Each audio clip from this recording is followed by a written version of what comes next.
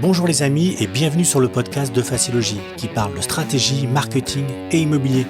Je suis Frédéric Epler, fondateur de Facilogie.com et consultant en marketing immobilier. Chaque semaine, je diffuse un échange, une réflexion autour de sujets liés à l'immobilier pour vous aider à booster votre business immobilier. Si vous appréciez nos contenus, vous pouvez bien sûr nous soutenir en vous abonnant sur les plateformes et en partageant ce podcast autour de vous. Bon allez, c'est parti pour l'épisode. C'est un vrai sujet, la compétence d'un agent immobilier, d'un conseiller immobilier de demain. Voilà, la question qu'il faut qu'on se pose aujourd'hui, c'est on voit que les évolutions technologiques, les usages changent énormément, les comportements d'ailleurs des prospects changent énormément. Et puis la question qu'il faut se poser, c'est l'agent immobilier de demain. Qu'est-ce qu'il doit, comment doit-il se réinventer? Est-ce qu'il va le faire naturellement ou est-ce qu'il va être contraint aujourd'hui de le faire? Et ce en permanence. Donc il doit, en tout cas pour moi, faire preuve déjà d'adaptabilité. On le voit d'ailleurs, on a quand même plusieurs phénomènes qui nous ont prouvé aujourd'hui, même si le métier a un peu de mal à y aller, mais il doit pour moi faire preuve d'adaptabilité, j'y arrive, pour absorber donc tous ces changements, donc bien sûr techniques, mais aussi juridiques, puisqu'on voit que les lois changent énormément aussi, au vu en tout cas des objectifs et des enjeux climatiques, mais aussi comportementaux, puisqu'il doit proposer de plus en plus de services, mais surtout des services qui sont en réponse à des interlocuteurs aujourd'hui qui sont de plus en plus exigeants. On l'a vu que la période de la pandémie, qui est un petit peu derrière nous, heureusement, même si on en entend encore de plus en plus parler là pour la période d'été, mais on voit aujourd'hui que cette période a poussé les agents immobiliers à s'interroger justement sur l'avenir de la profession. Quand on a vu que tout était bloqué, c'est-à-dire que c'est vrai que le métier de conseiller immobilier, avant tout, c'est de rencontrer et de parler avec des gens. Donc c'est sûr que la visio, c'est peut-être pas forcément son fort. Puis surtout, même visiter un appartement, c'est un peu compliqué, même s'il y a des solutions qui existent. Et puis, ça a aussi reposé la question du savoir-faire des conseillers immobiliers, justement dans de telles situations. Et ça, c'est important de le comprendre parce que c'est ce qui permet aujourd'hui de répondre, en tout cas d'essayer de répondre à cette question, c'est aujourd'hui, on va voir comment identifier les compétences de chacun, que ça soit d'ici 5 ans ou 6 ans, pour faire encore ce métier d'agent immobilier. Voilà. Bien sûr, sans surprise, on commence par des compétences digitales qui sont de plus en plus affirmées et diversifiées. Et puis, d'ailleurs, on va dire que c'est en grande partie donc ces événements, que ce soit la guerre, que ce soit les pandémies, en règle générale, tous les moments difficiles forcent l'être humain à sortir un peu de sa zone de confort. En tout cas, c'est ces périodes-là qui ont permis le secteur, en tout cas, d'accélérer les processus digitaux, comme par exemple la signature électronique, la visite virtuelle. Il y en a d'autres que j'oublie, mais en tout cas, c'est celles qui me viennent à l'esprit. Ces compétences, en tout cas, l'agent immobilier, il devra de plus en plus se focaliser dessus. Même si on sait que, au bout du compte, c'est pas quelque chose qui est naturel chez lui.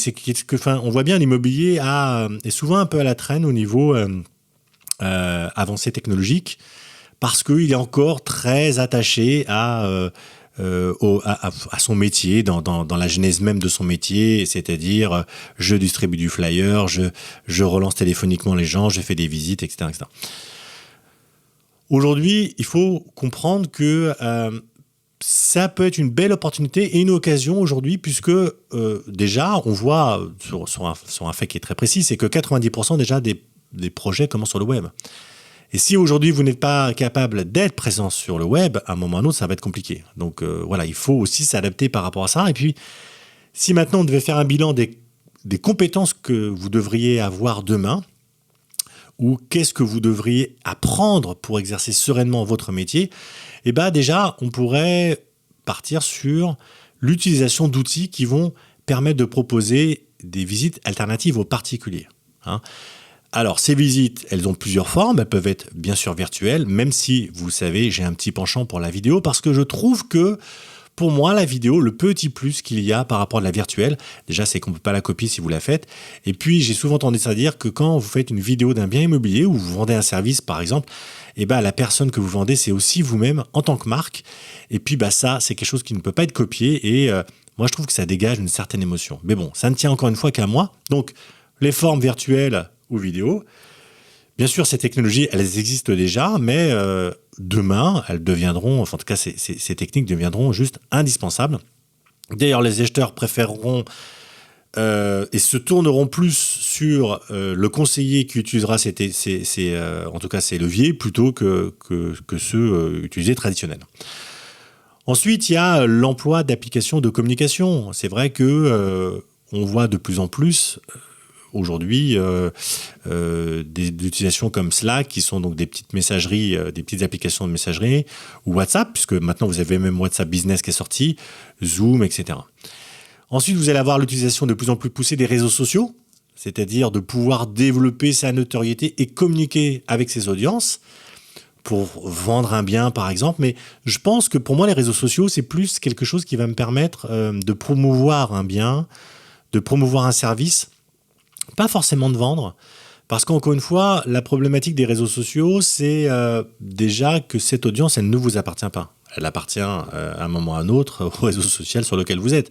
Et ça, c'est vraiment bien important de l'intégrer. C'est que quand vous êtes sur Facebook, quand vous êtes sur YouTube, quand vous avez des milliers d'abonnés ou des milliers de vues, c'est une audience, certes, qui vous suit, mais qui ne vous appartient pas. Si demain, le réseau social vous coupe l'accès, vous n'avez plus rien à votre disposition. Donc, ce qui est important, c'est de bien comprendre que ces réseaux sociaux, en règle générale, sont des leviers qui vont vous permettre, à un moment amené autre, de ramener votre audience quelque part, donc sur des pages de capture pour récupérer, encore une fois, donc leurs emails et créer des mailing lists. Voilà. Mais bon, je ne vais pas rentrer trop dans le détail. Et puis surtout la prise en main de la solution de collecte et de gestion de données. C'est vraiment important. Je sais que vous vous dites dans vos têtes, mais il n'arrête pas de nous rabâcher l'histoire de la gestion des données, etc. Comprenez bien aujourd'hui que si vous maîtrisez... Pourquoi aujourd'hui vous avez des sociétés comme Google, pourquoi vous avez des sociétés comme Facebook qui cartonnent? Parce qu'elles ont vos données, elles vous vendent de la publicité d'ailleurs grâce à ça, et c'est le nerf de la guerre. Aujourd'hui, vous avez des tonnes de données dans vos logiciels. Le problème de vos logiciels de transaction actuels, c'est qu'ils ne sont pas faits, ils ne sont pas pensés pour traiter de la donnée. Ils sont pensés pour, une fois que vous avez un mandat de vente, un mandat de location, ils sont faits pour rapprocher auprès de vos acquéreurs, donc que ce soit des acquéreurs ou des prospects locataires, et ils sont faits aujourd'hui pour diffuser sur Internet, et puis vous avez quelques petites options à droite à gauche, point barre. Ça sert juste à ça. Un logiciel de marketing en amont, par exemple tel qu'on l'a fait sur Prospeneo, tel qu'on l'a créé chez nous sur prospeneo.com, d'ailleurs je vous invite à aller voir, c'est 80% de votre job. C'est comment acquérir des données, comment les structurer, qui fait que par exemple celui-là, je sais que c'est un primo-accédant, celui-là il a déjà acheté par moi, celui-là c'est un prospect que j'ai eu par rapport à mon offre A. C'est important aujourd'hui d'avoir une solution qui vous permet de gérer vos données et de communiquer aujourd'hui avec vos contacts. Et puis faire en sorte qu'à un moment ou à un autre, par le biais, par exemple, de tunnels de vente, vos contacts, vous puissiez les transformer de leads, donc de prospects, à clients. Parce que la finalité de votre business, c'est une finalité, je suis désolé à dire, mais l'idée, c'est de faire du chiffre. Je veux dire, vous n'êtes pas une assoce. À un moment ou à un autre, votre objectif, c'est de faire du business. Le faire bien, proprement, intelligemment, mais c'est de faire du business. Voilà. Donc ça, c'était pour les compétences de demain. Ensuite, au niveau technique, il y a des évolutions qui sont plus ou moins rapides au vu de la législation et des besoins, mais les compétences de l'agent immobilier de demain vont naturellement s'orienter pour moi sur des questions aussi techniques, législatives et juridiques. Non pas uniquement pour être au courant de tout ce qui se passe, puisque j'imagine bien, et je pense que tout le monde le fait, c'est qu'on a suffisamment d'informations sur le web aujourd'hui pour que n'importe qui, que ce soit un particulier ou un professionnel, puisse avoir tous les éléments de réponse. D'ailleurs, parfois, des particuliers en ont plus que les professionnels. Mais c'est plus de le faire dans le cadre de faire grandir ses vendeurs et ses acquéreurs grâce justement à ces différents outils. C'est plus d'informer le client qui, lui, va être de plus en plus soucieux, justement, d'être en phase avec la loi. Je vous donne un exemple sur la loi sur la résilience au niveau énergétique. Vous avez vu aujourd'hui que il va, dans quelques mois, être obligatoire pour Reloway, par exemple, de faire en sorte que les bâtiments qui sont, je crois, en F ou en G, nécessitent d'avoir une isolation, etc., etc. Et ben, on a de plus en plus aujourd'hui, donc la première démarche d'un gestionnaire, ça va être de commencer à prévenir ses clients pour leur dire attention, voilà ce qui va arriver. Peut-être ce qui serait intéressant, c'est de commencer à anticiper ça et d'éviter de vous retrouver le jour J à ne plus pouvoir relouer votre bien parce que vous n'aurez pas anticipé les dépenses et les travaux.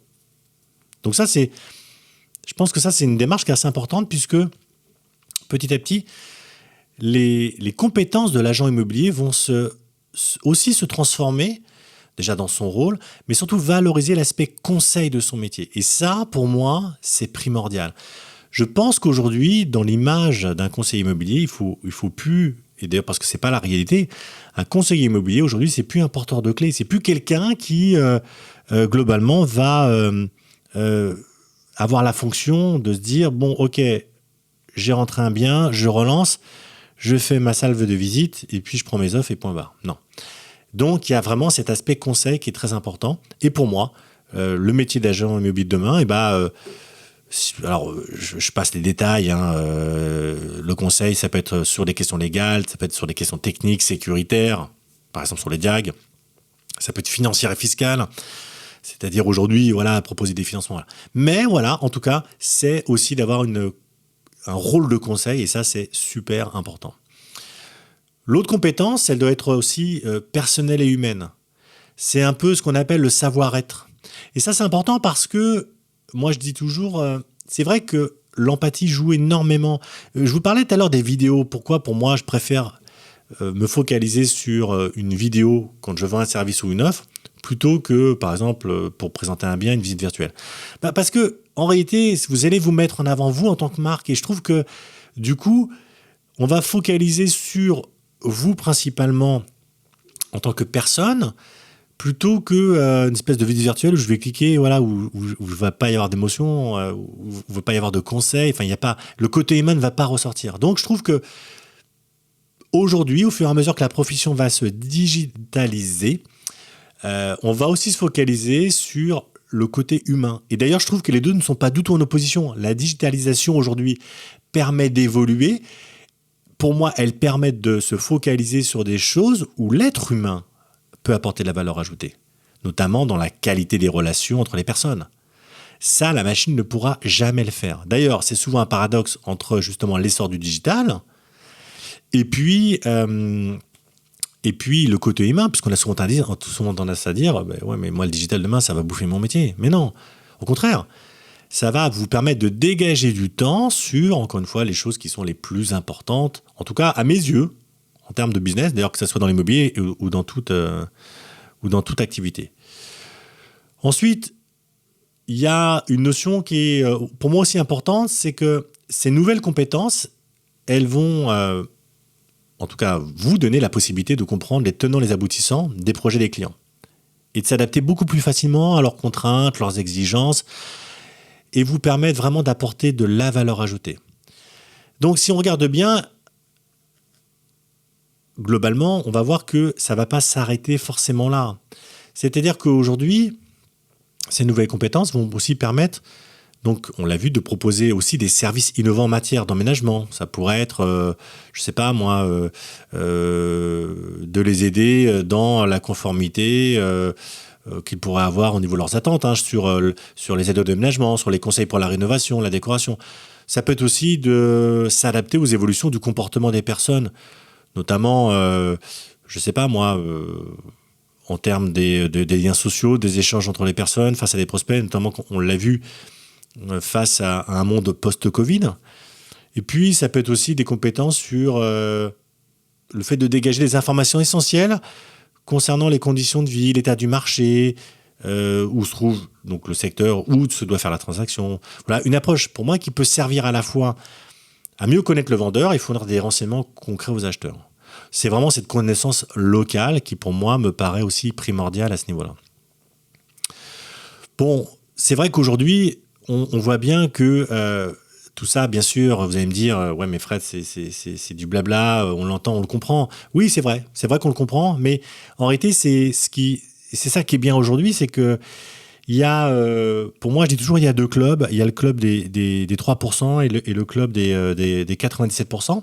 En gros, vous avez les 3%, c'est ceux, c'est les audacieux, c'est ceux qui foncent, c'est ceux qui se disent aujourd'hui, j'ai pas peur de l'échec, j'y vais, j'ai envie d'aller d'un point A à un point B, et je ferai tout pour y arriver. Et puis, il y a les conformistes, hein, il y a les 87% qui suivent comme des moutons, là, qui se disent, on va se laisser porter, on verra bien. Voilà, les conformistes.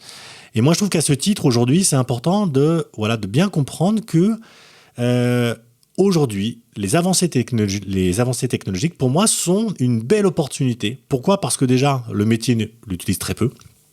Il y a très peu d'agents immobiliers aujourd'hui qui utilisent toutes les techniques marketing digitales au sens large, justement, pour développer leur business. Donc, ça veut dire qu'il y a un boulevard qui s'offre, c'est-à-dire qu'il n'y a pas de concurrence à ce niveau-là, et que les premiers arrivés seront les premiers servis.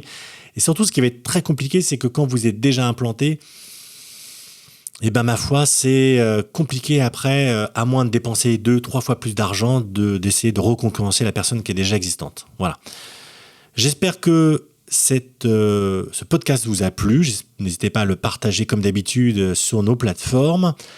Je vous accompagne donc tout cet été pour vous abreuver d'idées, d'échanges et puis surtout de développer des pensées marketing immobilières et vous aider à reprendre, en tout cas à vous accompagner cet été et à vous préparer surtout à la rentrée. Je vous dis donc à bientôt sur un prochain podcast. Allez, c'était Frédéric avec le podcast de Facilogy. À bientôt les amis.